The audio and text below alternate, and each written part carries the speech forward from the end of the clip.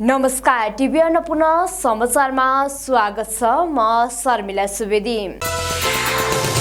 सरकारले स्थानीय तहको निर्वाचन आगामी वैशाख 30 गते एकै चरणमा गर्ने निर्णय गरेको छ। मन्त्री परिषदको सोमबारको बैठकले स्थानीय तहको निर्वाचन एकै चरणमा गर्ने निर्णय गरेको सरकारका प्रवक्ता एवं सञ्चार तथा सूचना प्रविधि मन्त्री ज्ञानेन्द्र बहादुर कार्कीले जानकारी दिए। कार्कीले आउँदो वैशाख 30 गते स्थानीय तहको चुनाव गर्नका लागि कानून संशोधन गर्नु नपर्ने बताएका छन्। मन्त्री कार्कीले निर्वाचन आयोगले नै जेठ 4 या वैशाख 30 गते निर्वाचन गर्दा कानून संशोधन गर्न नपर्ने जानकारी गराएको उनले बताए। यसअघि आयोगले जेठ 4 गते स्थानीय तहको चुनावका लागि प्रस्ताव गरेको, तर सरकारले वैशाख 30 गते देशभर एकै चरणमा चुनाव गर्ने निर्णय गरेको उनको भनाइ छ।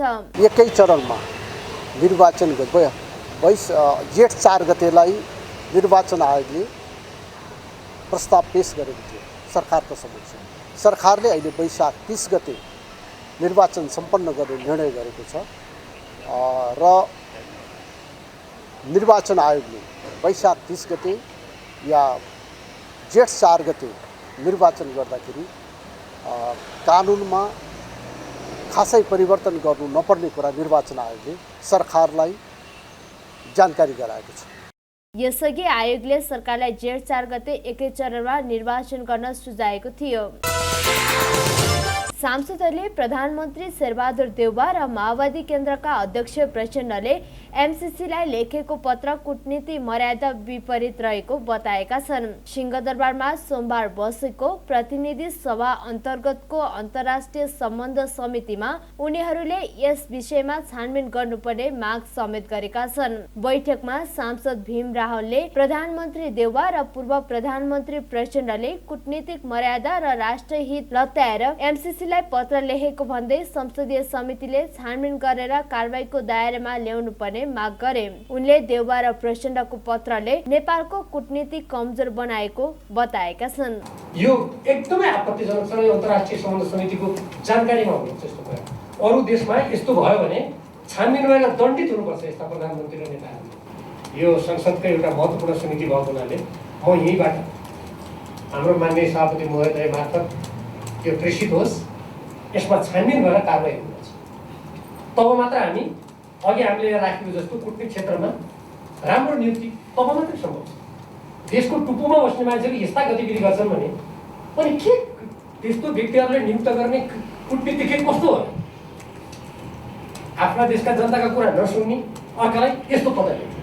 त्यस्तै कांग्रेसका सांसद दिव्य मणिराज भण्डारीले यस बारेमा बुझ्नका लागि प्रधानमन्त्री देउवा र परराष्ट्र मन्त्री नारायण खड्कालाई बोलाउनु पर्ने धारणा व्यक्त गरेका छन्। जस्ता अरू फाइनान्शियल डिलिङको एग्रिमेन्टहरू तपाईँका बाइल्याटरली हाम्रो जापानसँग ग्रान्टहरू आउँछ, तपाईँको जर्मनीबाट ग्रान्ट आउँथ्यो, युरोपियन युनियनबाट आउँथ्यो, चाइनाबाट आउँथ्यो, भारतबाट आउँथ्यो। सबै आउँदाखेरिको चाहिँ कुनै पनि पार्लियामेन्टबाट चाहिँ रेक्टिफाइड गरेर राख्नुपर्ने जरुरी थिएन।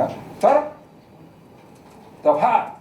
संविधानको दफा 129ले पनि रेक्टिफाई गर्नुपर्छ। तर यो डकुमेन्टमा चाहिँ पार्लियामेन्टबाट रेक्टिफाई गर्नुपर्ने भएको कुराले गर्दाखेरि this issue be floated in the parliament र हामी त्यहाँ छलफल गर्न सक्नुहुने समितिमा चाहिँ यसलाई पेन्डिङमा राख्छौँ।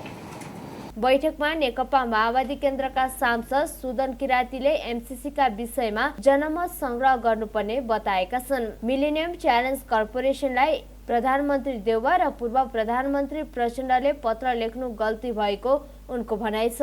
हामी कहाँ छौँ त? लाज शरम हामीलाई केही पनि छैन। हामीले के संस्कृति प्रदान गर्दैछौँ हाम्रो समाजलाई? संस्कृतिले विचार निर्माणमा सहयोग गर्दो रहेछ अनि विचारले संस्कृति दिँदो रहेछ। त्यो त व्यवहार हो। कति ठुलो यसको अन्तर सम्बन्ध हुँदो रहेछ भन्ने कुरा लाग्छ। यसबारेमा यति नै। अब अलिकति हामीले स्वतन्त्र भएर नै सबैले सोचौँ। आफूलाई कम्फर्ट हुने विषय मात्रै लिएर एजेन्डा बनाएर नगर्नु। देशमा उठेका जल्दा बल्दा एजेन्डा हाम्रो समितिसँग सम्बन्धित छ भने अब उठाउँ। कि तपाईँको चाहिँ गोलमेज सम्मेलन गरौँ न? केही सकिँदैन भने सकिँदैन भने सकिन्छ। जनमत सङ्ग्रह गराउँ न। हामी किन यो माग गर्न सक्दैन एमसीसीको बारेमा? या हामीले एउटा आवाज एक मत भएर दिन सकौँ न अन्तर्राष्ट्रियसँग सम्बन्धित भएको हुनाले। यस्तो विषयमा अलिक गम्भीर रूपमा तपाईँको चाहिँ छलफल बहस अबको दिनमा होस्। बैठकमा पूर्व प्रधानमन्त्री तथा नेकपा एकीकृत समाजवादीका अध्यक्ष माधव कुमार नेपालले राजनैतिक दलका नेताहरूभित्रको संकीर्ण सोचले गर्दा परराष्ट्र र सुरक्षा नीतिमा साझा धारणा बन्न नसकेको बताएका छन्। त्यस्तै सभापति पवित्र निरौला खरेलले एमसीसी बारे छलफलको माग भएकाले अर्को बैठकमा छलफल गरिने बताइन्। नेपालमा थप 1570 जनामा कोरोना संक्रमण पुष्टि भएको छ। देशभर गरिएको 7874 पीसीआर परीक्षणका क्रममा 1022 जना र 3491 एन्टिजेन परीक्षणका क्रममा 548 जनामा कोरोना पुष्टि भएको स्वास्थ्य तथा जनसंख्या मन्त्रालयले जनाएको छ। त्यस्तै कोरोनाका कारण थप 13 जनाको मृत्यु भएको छ भने अहिलेसम्म 11827 जनाले संक्रमणका कारण ज्यान गुमाएका छन्। यस्तै थप 6146 संक्रमित निको हुँदा हालसम्म नेपालमा 9,15,489 जनाले कोरोना जितेका छन्। हाल नेपालमा 40,111 सक्रिय संक्रमित आइसोलेसनमा र 137 जना क्वारेन्टिनमा रहेको मन्त्रालयको तथ्याङ्क छ। सरकारले बागमती नदी किनारामा अनाधिकृत रूपमा निर्माण गरिएका बस्तीलाई विकल्पसहित स्थानान्तरण गर्ने तयारी गरेपछि विरोध सुरु भएको छ। सोमबार संयुक्त राष्ट्रिय सुकुम्बासी मोर्चा नेपालले काठमाडौँको माइतीघरबाट बबर महलसम्म बसोबासका आधारमा लाल पूर्जा वितरण तथा स्थायी विकल्प बिनाको उठीवास सदाका लागि बन्द गर्न भन्दै ध्यानकर्षण स्वरूप विरोध र्याली निकालेका हुन्। र्यालीमा सहभागीहरूले बसोबासका आधारमा लाल पूर्जा देऊ, आयोग गठन गर, सुकुम्बासी एकता जिन्दाबाद लेखिएका प्ले कार्ड प्रदर्शन गरेका थिए। एक साताभित्र नै नदी किनारा अतिक्रमण गरेर निर्माण गरेर बनाइएका संरचना हटाउने सरकारको तयारी छ। पहिलो चरणमा थापाथली र शान्तिनगरको अस्थायी बस्ती हटाएपछि नदी किनारामा निर्माण गरिएका अवैध बस्तीलाई पनि हटाउने कार्यलाई अभियानकै रूपमा अघि बढाइने योजना सरकारको छ। 2068 सालमा तत्कालीन प्रधानमन्त्री बाबुराम भट्टराई नेतृत्वको सरकारले डोजर चलाएर थापाथलीमा रहेको सुकुम्बासी बस्ती हटाएको भए तापनि विकल्प नदिँदा सुकुम्बासीहरू फेरि थापाथलीमै अस्थायी संरचना बनाएर बस्दै आएका छन्। संयुक्त राष्ट्रिय सुकुम्बासी मोर्चाले जोखिमयुक्त भएको ठाउँको बस्ती हटाउन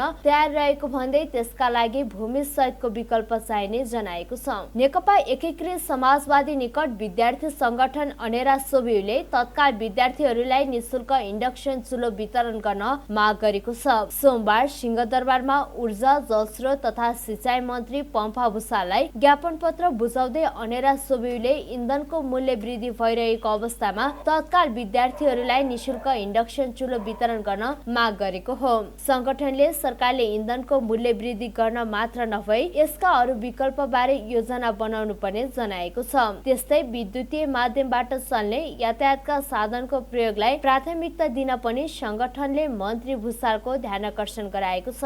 नेपालमा विद्युतको उत्पादनमा जोड दिन सकिए सस्तोमा जनताको आवश्यकताहरू परिपूर्ति गर्न सकिने प्रशस्त आधारहरू रहेको अनेरा सोभियुको भनाइ छ। काठमाडौँ उपत्यकामा लगाइएको जोर विजय प्रणाली हटेसँगै सोमबारबाट निजी एवं सार्वजनिक सवारी साधन सञ्चालनमा आएका छन्। उपत्यकाका 3 जिल्लाको बैठकले जोर विजय प्रणाली हटाएको हो। नेपालमा कोरोना संक्रमण बढेसँगै माघ 8 गतेदेखि लागू हुने गरी सार्वजनिक एवं निजी सवारी साधनमा जोर विजय प्रणाली लागू गरिएको थियो। सार्वजनिक सवारी साधनमा लगाइएको जोर विजय प्रणाली गत साताबाट हटाए पनि निजी सवारी साधनमा लगाइएको जोर विजय प्रणाली भने सोमबारबाट हटाइएको हो। यस्तै उपत्यकाका 3 प्रमुख जिल्ला अधिकारीहरूको बैठकले फागुन 1 गतेदेखि भौतिक रूपमा कक्षा सञ्चालन गर्न सकिने 12 वर्ष पूरा भएका बालबालिकालाई स्वास्थ्य मापदण्ड पालना गरेर नियमित कक्षामा सहभागी हुन दिने तथा 12 वर्ष मुनिका बालबालिकालाई भने 12 अनुसार आलो पालो कक्षामा सहभागी गराउने निर्णय गरेको काठमाडौँका प्रमुख जिल्ला अधिकारी गोविन्द प्रसाद रिजालले जानकारी दिए। यसैगरी डान्स बार, दोहोरी, नाचघर, क्लब लगायत रात्रिकालीन व्यवसाय भने फागुन 1 गतेदेखि राति 10 बजे अगाडिसम्म मात्र सञ्चालन गर्ने निर्णय भएको उनले बताएका छन्। खेलकुदका कार्यक्रमहरू सञ्चालन गर्दा अब अन्तर्राष्ट्रिय जुन मापदण्ड छ जुन स्वास्थ्यको त्यो मापदण्डको पालना गरेर कुल दर्शक क्षमताको 50% भन्दा बढी नराख्ने गरी 2078 फागुन 1 गतेदेखि सञ्चालन गर्ने कुरालाई आदेशमा हामीले समेटेका छौँ। बाँकी अब जुन माघ 14 गते जारी भएको आदेश थियो त्यही आदेशको चाहिँ निरन्तरता छ।